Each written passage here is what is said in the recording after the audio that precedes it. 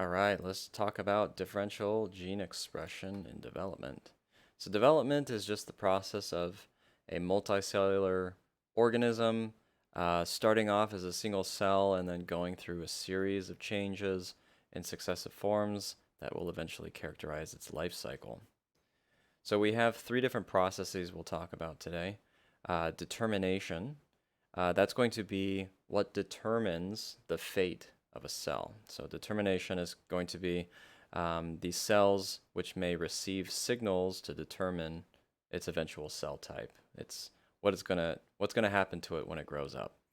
And then we have differentiation itself. So that's going to be the cell actually changing in its gene expression that would allow it to differentiate from other cell types. And then lastly, we have morphogenesis. So that's just going to be the reorganization and potential elimination of cells through apoptosis to help better form or create the morphology of that tissue, of whatever tissue we're talking about within that multicellular organism. All right, so let's start off with determination. So determination is what's going to determine the cell fate. And one way you can get determination is through cytoplasmic segregation. So that's when there's an unequal cytokinesis, giving cells polarity. And by unequal cytokinesis, what I mean is when the cell divides, you're not going to have an even distribution of all of the cell contents throughout the entire cell. Sometimes you'll have a gradient or a different concentration of certain molecules in one end of the cell versus the other. And so in this case, we have your original cell, so an unequal distribution of cytoplasmic component. We could even say these are like transcription factors, maybe. And so you get a cell division, and you get a kind of an equal division down the middle, where you actually split we'll say their transcription factors evenly between the two. So it's retained as the cell divides. But let's say that cell divides again, and now what we have here are these two upper cells which have none of that transcription factor, whereas the cells down below have different concentrations of transcription factors. Those transcription factors which may contribute to differential gene expression in these cells versus these cells. So we can have cytoplasmic segregation, which leads to determination. Now we have another type or another way that we can get that determination. So we have induction. So this is going to be something exogenous, something from the outside of the cell, and it's going to involve cellular signaling. So we could have a central cell. We'll just say that this is the inducer. It's going to be the inducer cell, or the cell that produces the inducer. So what it's going to do is, maybe we'll say that it releases some kind of signaling molecule, which would cause a cell to eventually differentiate into a different cell type. So one is the original cell produces an inducer, releases that inducer, and it's probably going to release an inducer in some kind of gradient. The cells that are closer to it are probably going to receive more of that signal, whereas the cells that are maybe a little bit further away might receive less of that signal. And that's going to have an effect on what eventually happens to the neighboring cells. So two, the diffusion of the inducer forms a concentration gradient. Again, that's higher concentration closer to the original cell, and then a lower concentration towards the outside, or the further away from the cell you get, the lower the concentration. And then you have here this cell here, which has an even distribution of receptors, and it has a lot of ligand binding to it. So this cell receives many inducer molecules that bind to the many receptors. However, this cell that's maybe a little bit further away has an equal amount of receptors. However, because it receives less of that inducer, well, it receives very little inducer, and it may not differentiate in the same way as the other cell that was closer. So here we have the inducer binding results in a transcription factor activation or translocation into the nucleus. So we'll get some kind of signal transduction or signal cascade from that receptor, eventually leading to a protein, bumping into a protein, bumping into a protein, maybe the synthesis of a protein, or not the synthesis of a protein, but a morphological change of a protein, which eventually slips into the nucleus and causes differential gene expression. And that cascade is going to eventually lead into this cell becoming a different cell type than the cell that didn't receive as much signal. So again, we've got cytoplasmic segregation, which involves internal signal, and then we also have induction, which involves external signal or exogenous signal. Now we have differentiation. So once the cell has received its signal, now it can start expressing different genes. And so here, the next step is the inducer binding results in transcription factor activation it results in the in transcription factor activation or translocation into the nucleus. And so once you have maybe new transcription factors entering the nucleus, well, that's going to maybe promote some genes to become transcribed and therefore translated, whereas the other cell had not received those transcription factors might not express those same genes. So it's going to increase the affinity of certain genes to be expressed within the cell, those genes that may cause it to differentiate from other cells. So the transcription factor may bind to a promoter, which, remember, this cell did not receive as much signal, therefore you're probably not going to get the same kind of transcription factors activating, those genes. It's going to bind to a promoter and it's going to activate gene transcription, and eventually you get transcription, and then you eventually get translation, and now this cell is pumping out different proteins from this cell, which has not received enough signal to differentiate. So the protein encoded by the gene stimulates cell differentiation. So it could be a self-propagating event where this cell receives signal to transcribe and then translate proteins associated with an internal proteins associated with further differentiating the cell. So this protein could help stimulate cell differentiation, whereas this one, which didn't receive signal, it's not going to be receiving that transcription factor binding to its DNA on the promoters for those specific genes, and therefore it's not going to produce those proteins involved in cell differentiation. So some of the results of differentiation are going to be result in specialized biochemistry. So this might alter its biochemistry, its structure, as well as its function. So differentiation is just the act of turning into a new cell. Now, last we have morphogenesis, so that's going to be the cell response to differential gene expression to form patterns that result in spatial organization. So if you look here, you've got some kind of mammal, or you could just say multicellular organism that has digits. And so here you start off with like the baby stages of digits, and you have these interdigital tissue in between those digits. But over time, what might happen is you'll have cell signaling within this tissue, but you're going to have differential cell signaling depending on where it's located, but depending on where the cells are located. And so maybe around the digits themselves, well, they might be releasing transcription factors to neighboring cells around the digits in order to induce some kind of apoptosis. And then these cells within the interdigital tissue might be releasing transcription factors to further enhance maybe the defense or the non-apoptosis of the digits, and then but also to enhance the apoptosis of its neighboring interdigital tissue. So cells undergoing apoptosis and eventually will form digits in between, form digits through that interdigital tissue apoptosing, or apoptosis would be programmed cell death. Okay. So let's talk about some organ identity genes. So this is an example of a flower, and we're talking about 3 different types of genes. So 3 different types of genes are going to be involved here. Here's the original flower, and we'll just say gene type A, gene type C, and gene type B are all important factors. The thing about flowers is they'll have, you could say, 4 different layers. They're organized into 4 different whorls. So whorl 1, whorl 2, whorl 3, whorl 4. The very outside whorl is the sepal, so that's the green kind of sheath thing. And then whorl 2 is going to be where your petals will emerge from.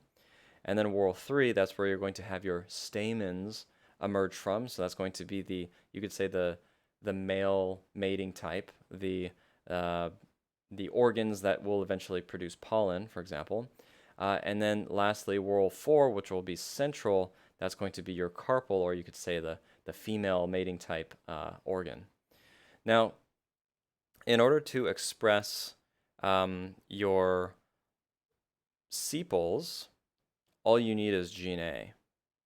Now, in order to express petals, you need both gene A-type genes, as well as B-type genes. So in order to meet that criteria for petal formation, you need both of these present simultaneously.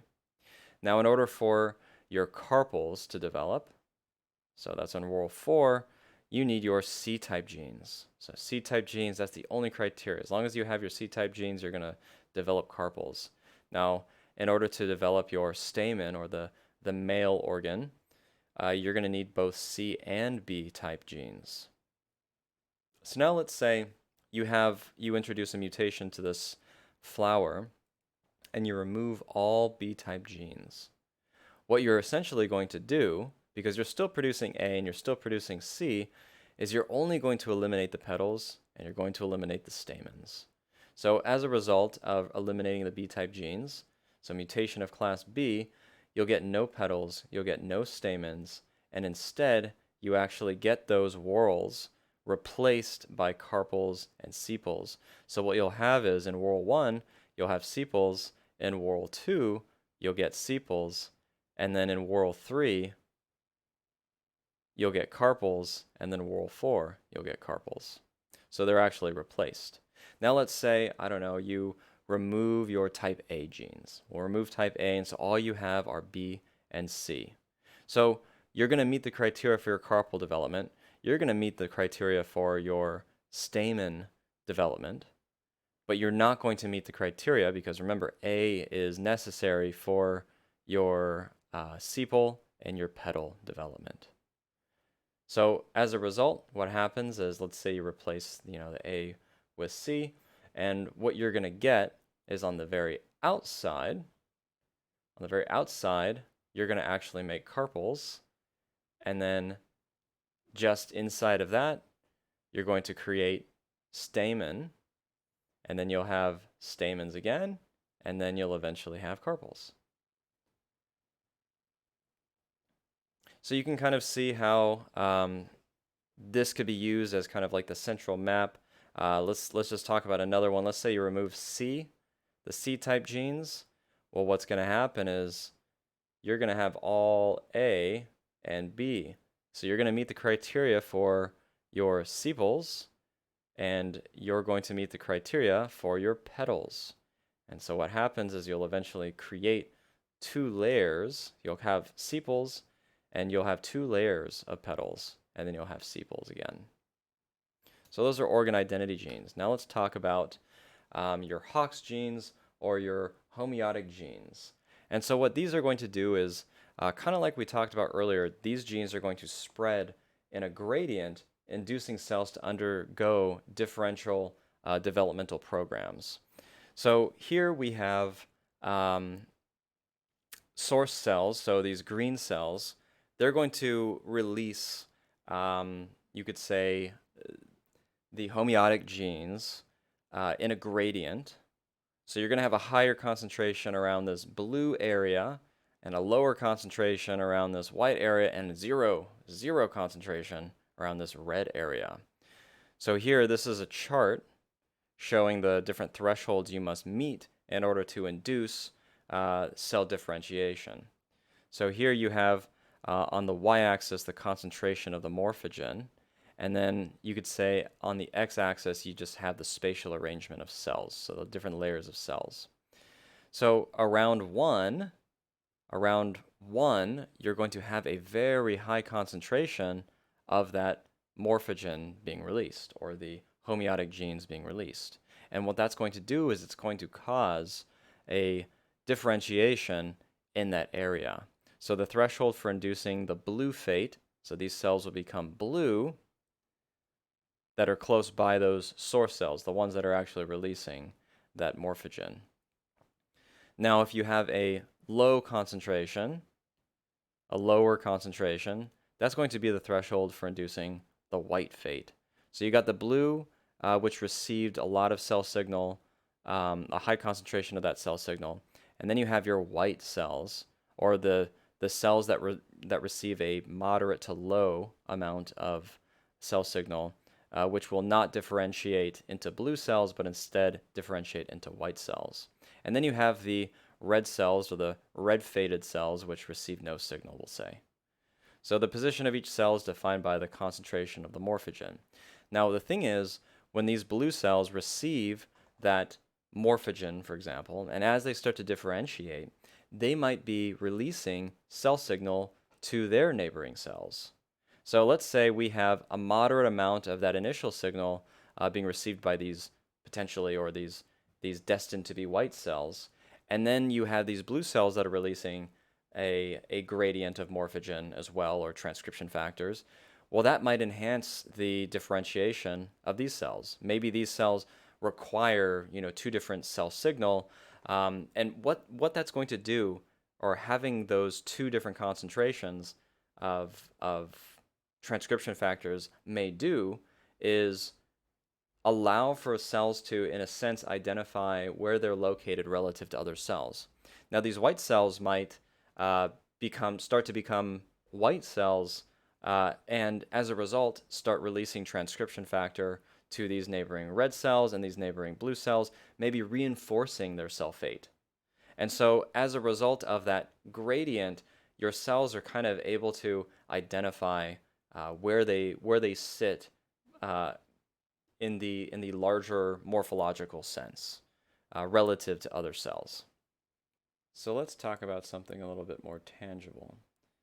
So this figure on the right uses fruit flies or Drosophila as an example, and they also have Hox genes, and they're actually arranged on their chromosomes in a linear sequence that kind of reflect the order of expression in the actual embryo. So here we have, your head region, what would eventually develop into thorax region, and then an area that would eventually develop into the abdomen region. Now you're not going to necessarily, or hopefully, you're not going to get eyes growing in the thorax or wings growing on the head. And that's because they actually form their morphology in the way that we described earlier, where we were talking about the morphogen gradient from releasing transcription factors. So I'm actually going to go back to the abstract again, and I'm going to use an example here. So we'll say our origin cells are red. Here's our origin cells, the original cells. And during embryo development, let's say they release a certain cocktail of transcription factors to the neighboring cells. So these two columns here will be neighboring, these two columns here will be neighboring. And what that's going to do is that's going to cause them to differentiate into these yellow cells. Now these yellow cells, when they receive that transcription factor, that might signal them to release their own type of transcription factor. Not the ones that the red cells release, but the ones that the yellow ones will now release. And so let's say they release transcription factor in both directions. Now they're going to actually signal to the cells that originally sent them the first signal. And they're also going to send signal, within proximity to these neighboring cells on this side over here. What that's going to do, and we'll just say that these release their own transcription factor, that's going to cause these cells potentially to turn blue. We just say they'll turn blue, for example. However, these cells that have already once received signal, or not once received signal, the ones that originally sent the signal, which are different cells from the yellow cells, are receiving signal from the yellow cells. their own transcription factor from the yellow cells, which is going to cause them to become orange. Now, these blue cells, when they have received that signal from the yellow cells, they're going to release their own transcription factor, interacting with their neighboring cells. So we'll just say that there's some hypothetical neighboring cells, on the outskirts here. But what's going to happen is these yellow cells that originally sent signal out to cause these blue cells to differentiate are now going to be receiving signals from those blue cells, causing them to turn green. So that's back on abstract, but you can kind of see how, or hopefully that would paint a better picture of how your cells within, or you could say your tissues would develop in relation to the proximity of other tissues within an organism. Now, fun fact, the same Hox genes that determine the Drosophila embryo development are actually the same type of Hox genes that will direct the pattern of our own nervous systems.